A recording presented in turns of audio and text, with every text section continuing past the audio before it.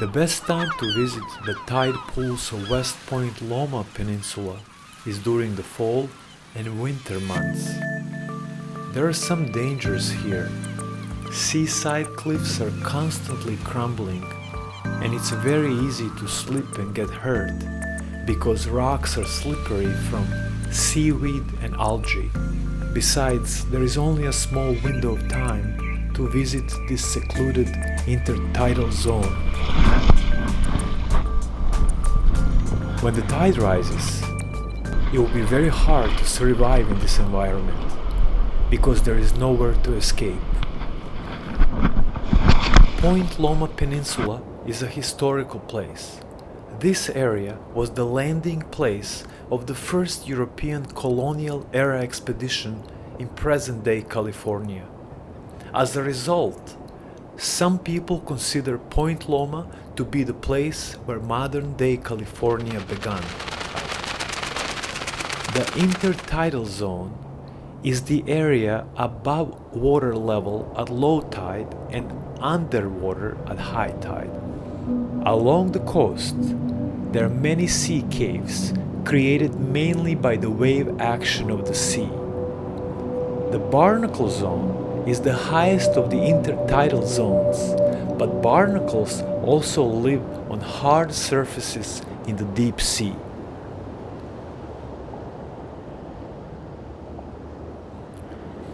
I'm in one of the most secluded areas in California, even though I'm not even a few miles away from urban San Diego.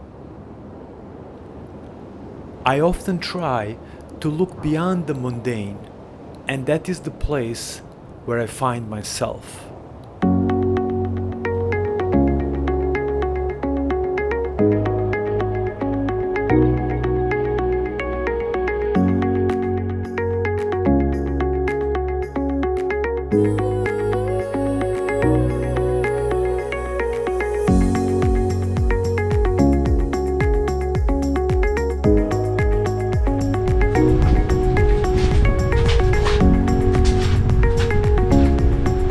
After an exhilarating journey through many caves and along the shoreline, I was able to come to the southern tip of the Point Loma Peninsula and decided to go back the same way I came.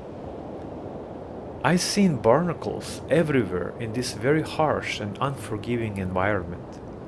There should be a saying, as tough as a barnacle. Before the European conquest, Point Loma and the surrounding areas were inhabited by the Kumeyaay people.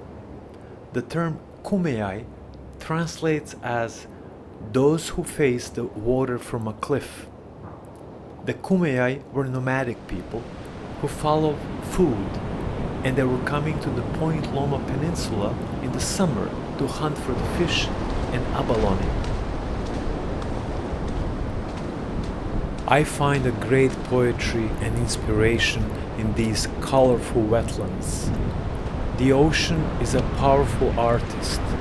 The rhythms of the tides dominate life around the edges of the ocean.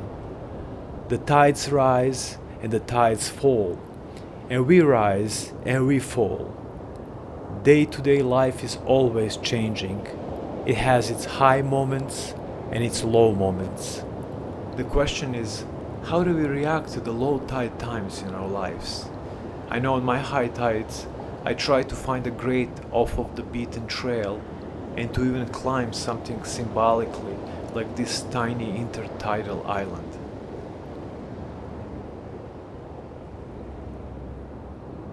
The tidal metaphor must be a good thing for our human psyche because it reminds us that going up and down even with our emotions, is a cyclical thing to do. This cave has many entrances, and some are big and some are small. The waves have been circulating through here for a long time, and finally grinding this natural sculpture that looks to me like a human tooth.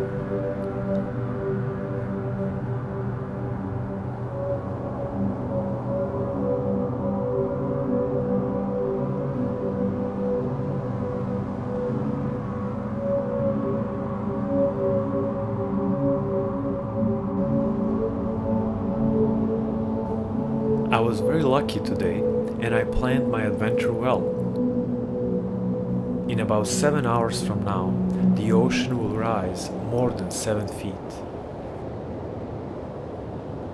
The sun rises and the sun sets every day, no matter where we are. When my attention is fully captivated by the awe-inducing colors of the sky, I truly feel that I'm alive.